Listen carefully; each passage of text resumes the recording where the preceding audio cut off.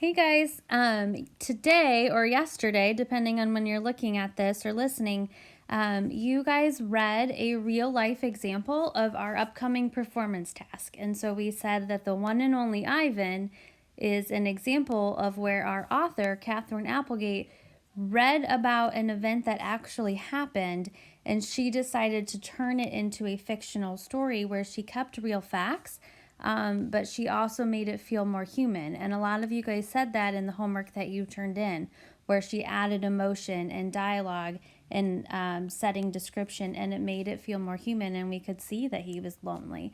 And so I wanted to talk today about your rubric for your performance task.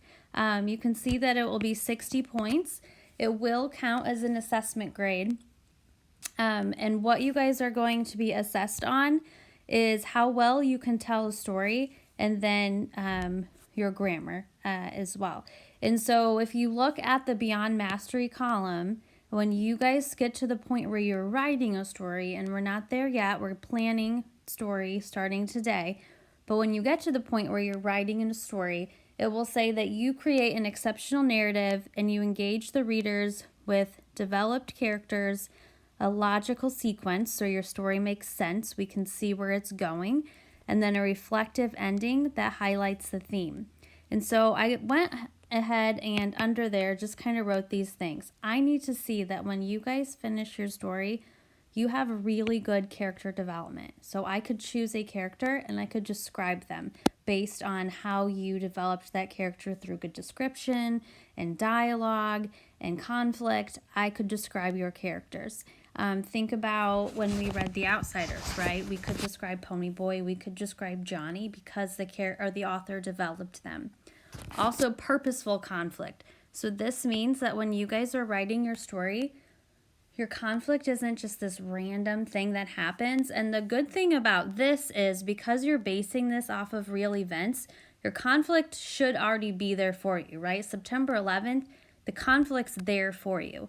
If you're choosing the Russian 5 of Detroit Red Wings, the conflict's there for you. So you have this purposeful conflict, but also throughout the story, you're hinting and you're building that. So think again, S.E. Hinton, we weren't surprised when the church caught on fire, right? Because she prepared us for those things. So the conflict is there.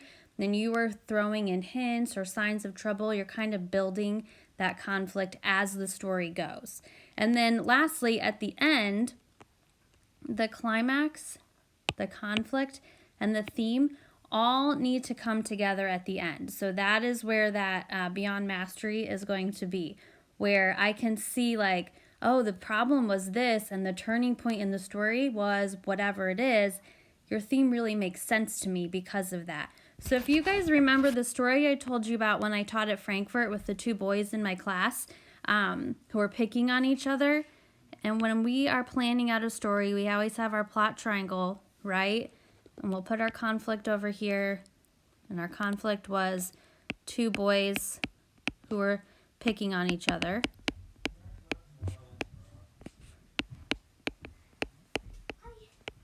And so that would be like a person versus person. The turning point in my story then, or my climax, was when they left my classroom and one boy punched the other. The point of no return. Now, if I was telling this story, this moment right here shouldn't come as a huge shock because in my rising action, I should be building clues that something's not right. These boys aren't getting along. But when this moment happens, one boy punches the other, that matches with my conflict, right? That kind of makes sense based on what my conflict is. And then at the end of my story, there should be some sort of theme. What is the lesson learned from the conflict and the climax? And that should match as well. So when you guys are writing your story, these are things that you're going to have to kind of start thinking about today before you write. These are the planning things because we've been saying all year that good writing doesn't happen by accident. Good writing is intentional. And so when you guys find your article and you say, I want to write about this battle in World War II, plan out what do you want the reader to take away from this story before you even start writing it? And so that's what you guys are going to work on. So in Canvas, I have this story proposal, and this is due tomorrow. All right. You do not need to use complete sentences, but you do need to give me enough information so that I can decide that I want to approve you. So your story and topic needs to be approved before you start writing your actual story. And so the more information you can give me, the better. All right. So you are going to find an article about any topic. So anything that's actually happened in real life is fair game to write about. So you can write about a person.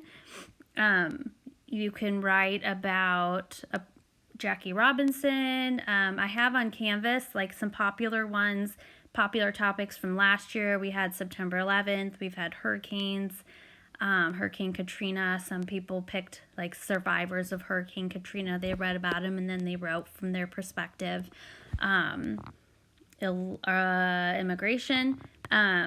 So news articles about immigrants, and then they wrote from their perspective. And so check that out. But anything that you are interested in, I would say is a good place to start. I wouldn't necessarily just choose something like, oh, I already know a lot about this, because you want it to be a topic that you're interested in so that you'll enjoy writing about it. And so after you find your topic, you're going to say the nonfiction topic that I'm inspired by is immigration. And then you'll put the name of your nonfiction article that you found right here. And then you're just going to explain this to me. Why do you feel the story needs to be told? Why are you interested in it? Again, I don't need complete sentences, but I need to know enough about your thoughts so that I can approve you. Here is kind of starting to think about theme. What do you hope your story will accomplish? So besides just something for me to read, that's fun. What is this story going to accomplish? What is going to be the main conflict or problem?